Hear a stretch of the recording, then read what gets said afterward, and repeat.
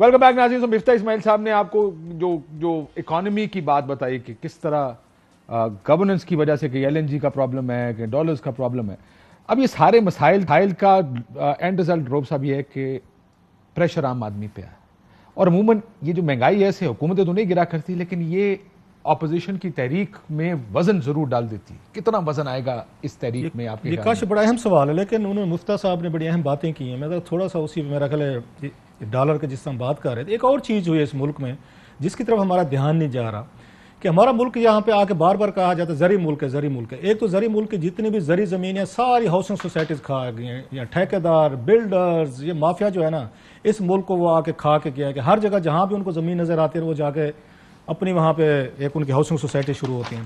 اب حال یہ ہو رہا ہے کہ پچھلے اس ایک سال میں آپ نے بلینز آف ڈالرز, میں ایگزیکٹ اماؤنٹ جان بوجھ کے نہیں دے رہا, 4-5 ارب سے یا کم ڈالر سے آپ کے بلینز ڈالر کی آپ نے امپورٹس کی ہیں, اور جس کا آپ پہ امپیکٹ آیا ہے آپ کے یہ ڈالر پہ آپ کا آ رہا ہے, کیونکہ ڈالر میں پیمنٹ مثلا آپ نے 40 لاکھ ٹن کے قریب گندم منگوائی ہے سر. میں ابھی آپ کو کم بتا رہا ہوں, حالانکہ نیا ٹینڈر ابھی کھلا ہے پچھلے دن. آپ نے چینی میرا خیال ہے اس وقت تک اب 15 سے 20 لاکھ کے قریب آپ اس کو منگوا چکے, مزید ٹینڈر آپ کے ہو رہے ہیں یا ہونے والے ہیں.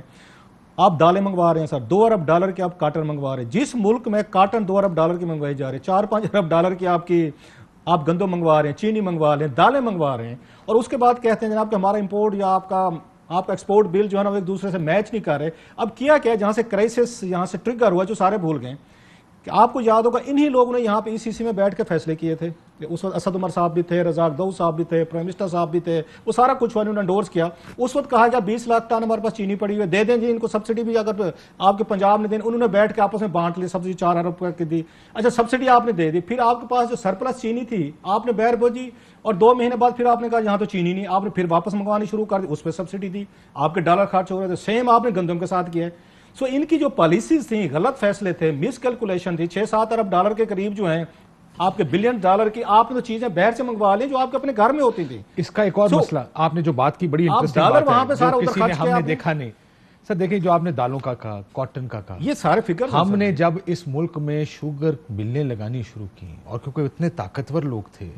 اب آپ بھی جانتے ہیں روب صاحب, جہاں گنا اگتا ہے وہاں جس طریقے سے گنا پھیلا ہے, آپ کو یاد ہے نا کہ ہمارے سرائیکی علاقوں میں سارا گنا ہی ہوتا ہے. اب مطلب ساری کے ساری ہو گیا ہے, اب ہو گیا. پہلے یہاں پہ کاٹن ہوا کرتی تھی, اب گنا ہو گیا. اور ہوا کیا, پہلے یہ قانون تھا کہ آپ ساؤتھ پنجاب جا کے شوگر مل نہیں لگا سکتے, اور وہ بھی بدلا گیا میاں صاحب کے دور میں. پھر ساؤتھ بدلا تھا 3 ملوں کا جو لگی تھی, اور شوگر ملیں جا کے لگی. اب ہوا یہ ہے کہ جس جگہ یہ چیزیں لگنی چاہیے وہاں پہ یا تو ہاؤسنگ سوسائٹی بن گئی یا وہاں پہ سارا ملک بن گیا سر. یہ کچھ عرصے بعد یہ نا آپ دیکھیں گے یہاں غذائیہ کھانا امپورٹ ہو رہا ہوگا, گھر ساروں کے پاس ہوگا. یہ گندم کھانے کی بجائے نا آپ لوگ کنسٹرکشن مٹیریل کھایا کریں گے. اس ملک میں جس طرح کی یہ پالیسیز بنا رہا کہ اگر میرے پاس میں ہوتا فوری طور پر آپ کو ہاؤسنگ سوسائٹیز پہ, ایگریکلچر لینڈ پہ بین کرنی چاہیے. یہ جتنی ہاؤسنگ سوسائٹیز بنا رہے ہیں آپ اس ملک کو خطرناک اس میں لے کے جا رہے ہیں. اور اس میں آ کے لاسٹلی سر جو ان کا ہے, انہوں نے آ کے ان کے پاس پالیسی والی جو آپ نے بات کی ہے وہ سب سے بڑی ایک اہم ہے. ابھی بھی یہ فیلنگ یہ وہاں پہ ان کے پاس نہیں ہے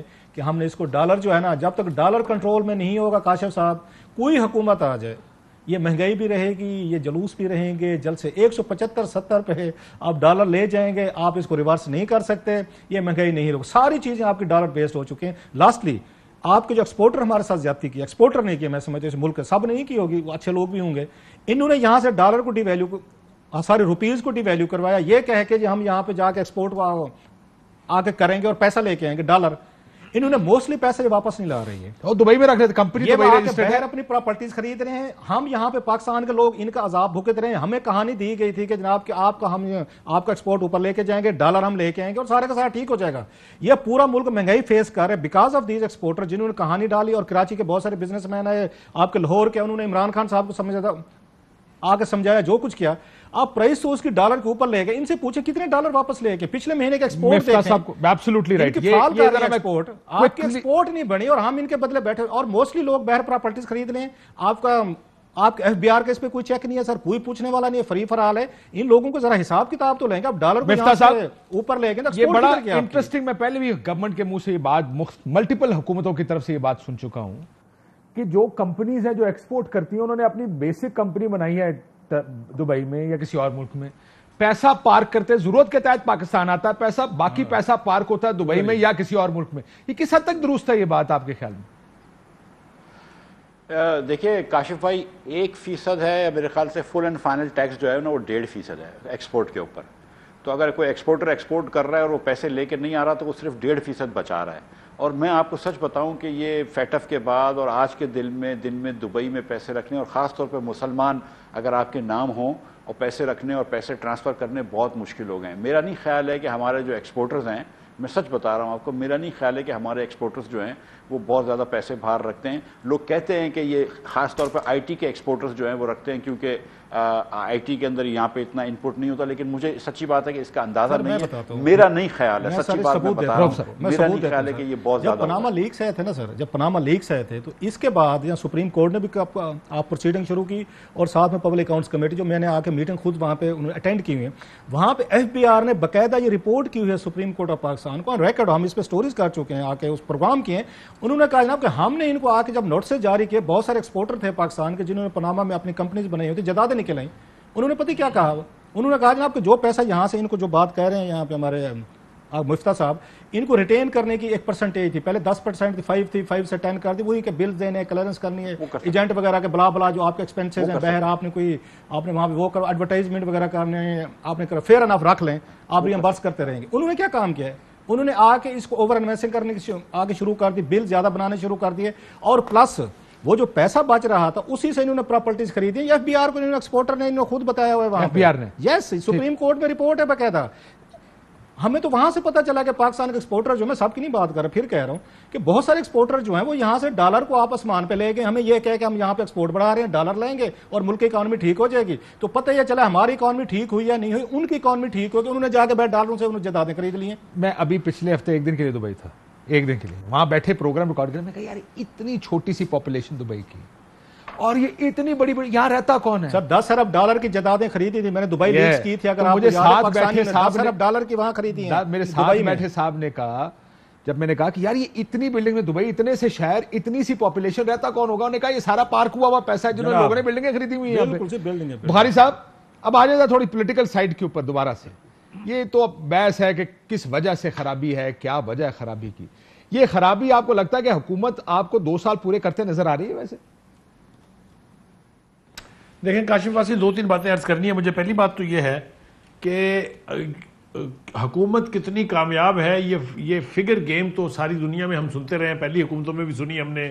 انہوں نے کہا کہ وہ اسحاق ڈار صاحب جو ہے فگر فج کرتے رہے, وہ آئی ایم ایف نے کہا, اس کے بعد بھی دیکھ رہے ہیں 4 وزیر خزانہ ہم دیکھ چکے ہیں, کہیں ہماری بات سمجھ میں نہیں آتی.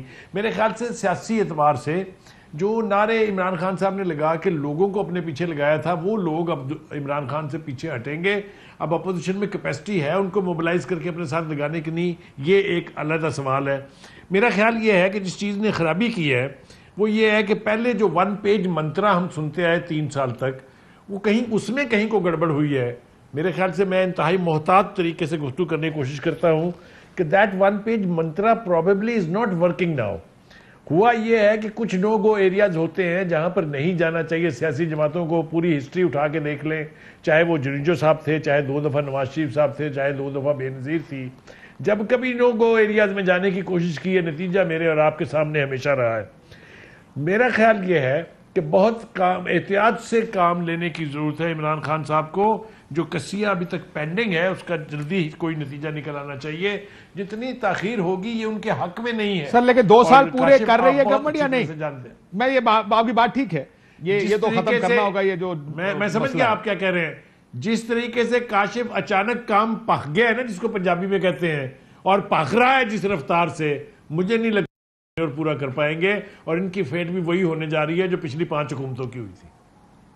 راؤ صاحب خیر بخاری صاحب 40 سیکنڈ میں, کیونکہ یہی میرا خیال ہے کہ یہ حکومت اتنی جلدی نہیں گرے گی, کیونکہ یہ سوٹ نہیں کرتا. بعض دفعہ آپ کی سچویشن بن جاتی swim and sink together. Pindi والے اتنا جلدی ان کو نہیں ہونا تھا. ٹھیک ہے وہ دل میں رکھ لیا ہوگا اگلے الیکشن کے کیا رزلٹ ہے, وی ڈونٹ نو, لیکن ہاں ٹائٹ کرتے رہیں. آپ کو یاد ہے ان کے ساتھ کیا ہوا تھا, زرداری صاحب گیلانی صاحب کے ساتھ یہی ہوتا تھا, آج گئے, صبح گئے, کل گئے, پرسوں گئے, اور ان کے خلاف میمو گیٹ بھی بن گیا. وہاں پہ چلے نواز شریف صاحب اور شہباز شریف صاحب کالے کوٹ پہن کر سپریم کورٹ بھی چلے گئے تھے. ہمارے صحافی بہنوں نے, بہت سارے اینکرز نے, انہوں نے ڈیٹیں بھی دے دی, آج گئے کل گئے, وہ بھی 5 سال پورے کر گئے. اگر مطلب ہے ان کی حکومت جن کی 126 سیٹیں تھیں اور ان کو اسٹیبلشمنٹ کی اس طرح سپورٹ بھی نہیں تھی, آپ کو پتا ہوگا اس وقت DGI سے جنرل پاشا صاحب یا جنرل کیانی صاحب جو ہیں انہوں نے جا کے بیانات ان کے خلاف جمع کروائے تھے، گیلانی صاحب کے خلاف اور ان کے زرداری صاحب کے خلاف اس میمو گیٹ پہ ڈائریکٹ جمع کروائے تھے۔ اگر وہ 5 سال پورے کر گئے نے استعفیٰ دیا نہیں ان سے استعفیٰ لیا گیا کے اوپر بھی معاملات ہو۔ سو میرا نہیں لگتا کہ اس وقت ان کو سوٹ کرتے دونوں سائیڈز کو کہ سوئم اینڈ سنک والا حساب ہے، اس وقت وہ گرا کے اچھا کس کو لے کر آئیں گے؟ مطلب یہ بات بتائیں کہ نواز شریف صاحب سے لڑائی کے بعد یہ سارا ڈباکل ہوا، عمران خان صاحب ہے، اب عمران خان صاحب سے لڑ کے بعد آپ نے انہی کو واپس لانا ہے ہاں جن کی ملاقات کی خبریں پھیلا رہی ہیں، تو پھر میرا خیال ہے بھائی پچھلوں کے ساتھ صلح ہونے کی روایت موجود ہے نا کلاسرا جی سر، لیکن وہ صلح ہونے کی کے لیے بخاری صاحب اس کے لیے جو لوازمات چاہیے وہ لوازمات پورے نہیں ہیں نا سر، 2 پارٹیز بہت دور چلی گئی میرا خیال ہے۔ وہ تو لوازمات جو ہیں وہ آپ سن لیں، پریس کانفرنس سن لیں، جو لوازمات چاہیے ہوتا ہے نا وہ لوازمات اب پورے نہیں ہیں۔ وہ مسالہ ایک ہوتا ہے نا ہانڈی پکنے کا، وہ ہانڈی پکنے کا مسالہ نہیں ہے سر۔ اچھا میاں صاحب تو کہہ چکے آپ ٹھیک کہہ رہے ہو، لیکن آپ کو سر یاد ہوگا میاں صاحب تو گوجرانوالے میں کہہ چکے نام لے کے لوازمات جو ہیں ان کے موجود ہونے میں دیر کتنی لگتی ہے سر؟ اس میں بڑی دیر لگتی ہے میرا خیال ہے۔ لوازمات کتنی جلدی ارینج ہو جاتے ہیں اور کتنی جلدی ایفیکٹو ہو جاتے ہیں۔ ٹھیک، میں ذرا مفتاح صاحب سے ان کا سیاسی تجزیہ، مفتاح صاحب آپ لوگوں کو کیا لگ رہا ہے الیکشن اگلے سال لڑنے ہیں، اس سے اگلے سال لڑنے ہیں، کب لڑنے ہیں الیکشن؟ سر میرا یہ خیال ہے کہ اگر PTI کی حکومت بھی 2 سال اور کمپلیٹ کر لیتی ہے تو خان صاحب شاید نہ ہوں، ہو سکتا ہے پرویز خٹک ہوں یا اسد عمر ہوں یا شاہ محمود قریشی ہوں۔ میرا نہیں خیال ہے کہ خان صاحب اگلے 2 سال کمپلیٹ کریں گے۔ میں یہ سمجھتا ہوں کہ اس وقت سچی بات میں آپ کو بتا رہا ہوں کہ جو کلاسرا صاحب شروع میں کہہ رہے تھے کہ اس وقت حکومت جو ہے وہ اتنی مشکل میں ہے اور معیشت اتنی مشکل میں ہے کہ کوئی آدمی چاہے گا نہیں کہ بغیر الیکشن کے آئے گا۔ آئی ڈونٹ تھنک کہ شہباز شریف صاحب یا کوئی بھی لوگ جو ہیں وہ الیکشن سے پہلے آئیں گے۔ الیکشنز کروائیں اور آپ کو 5 سال کا مینڈیٹ ملے وہ تو ٹھیک ہے، لیکن اس وقت یہ حکومت نیشنل گورنمنٹ آپ کو نظر نہیں آ رہی، آپ یہ کہہ رہے ہیں؟ دیکھیں میں آپ کو بتاؤں، دیکھیں اس وقت یہ سردیوں کے اندر گیس نہیں ہوگی پنجاب اور KP میں، خاص طور پہ بلوچستان میں جہاں پہ سرد علاقے ہیں، چولہے نہیں جل رہے ہوں گے، ہیٹرز نہیں جل رہے ہوں گے، ملوں کے پہیے بند ہوں گے، لوڈ شیڈنگ پھر اگلے سال تھوڑے جنوری فروری میں ہوگی، بہت مشکل ہو جائے گا۔ اور